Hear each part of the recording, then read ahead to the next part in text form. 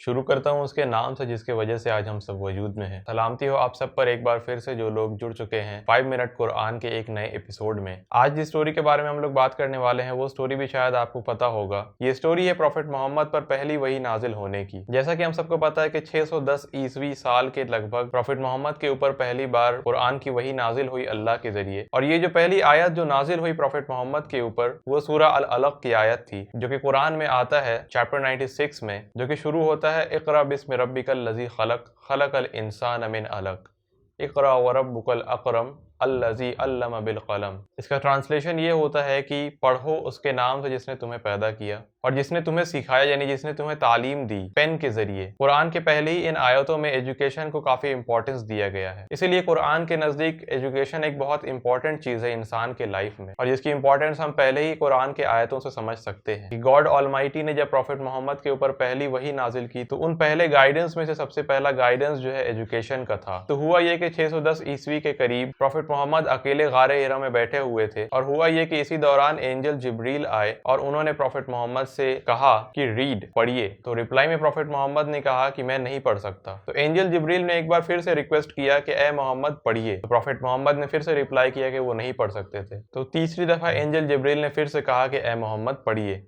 एक बार फिर से प्रॉफिट मोहम्मद ने रिप्लाई किया कि मैं नहीं पढ़ सकता। तो फिर एंजल जिब्रील ने जब प्रॉफिट मोहम्मद को एम्ब्रेस किया उसके बाद वो पढ़ने लगे। इस स्टोरी से हमें सिंपली ये सीखने को मिलता है कि हम अगर किसी कारण कुछ नहीं पढ़ पा रहे हो तब भी हमें पढ़ने की कोशिश करना चाहिए। अगर हम लोग लर्न नहीं कर पा रहे हो तो भी हमें चाहिए कि हम लोग लर्न करें। Read even if you can not read and learn even if you can not learn. ये कुरान की पहली हिदायत थी जो कि कुरान ने प्रॉफिट मोहम्मद और उनके कंपेनियंस को दिया। प्रॉफिट मोहम्मद और उनके साथी, उनके कंपेनियंस, उनके लाइफ में एजुकेशन का एक बहुत बड़ा इंपॉर्टेंस रहा। वो हमेशा लर्न करने के लिए और रीड करने के लिए रेडी रहते थे। इस गाइडेंस की वजह से हुआ ये कि प्रॉफिट मोहम्मद ने जब माइग्रेट किया, जब वो हिजरत कर गए मदीना को, तो अराउंड 622 ईस्वी में कुरैश मक्का ने एक बार फिर से उनके ऊपर अटैक किया। और हुआ ये कि एक दिन की वॉर हुई और प्रॉफिट मोहम्मद को विक्ट्री मिल गया, वो जीत गए। और उसके रिजल्ट में जैसा कि हर एक वॉर में होता है कि कुछ कैदी होते हैं जो कि बच जाते हैं और उनको कैदी बना लिया जाता है। तो इसी तरह से इस जंग में भी कुरैश के तकरीबन 70 लोगों को कैप्चर किया गया मदीना के लोगों के द्वारा। लेकिन हुआ ये कि प्रॉफिट मोहम्मद ने इन कैदियों को कोई पनिशमेंट नहीं दिया,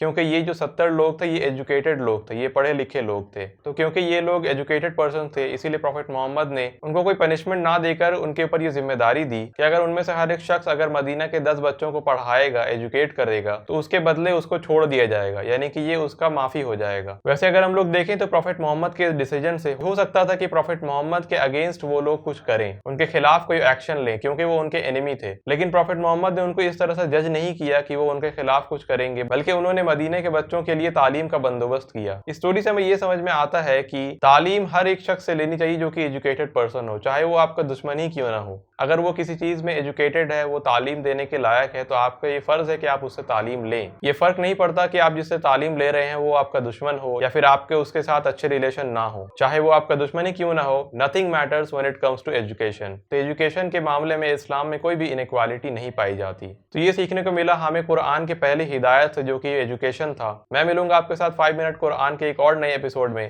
तब तक के लिए अलविदा।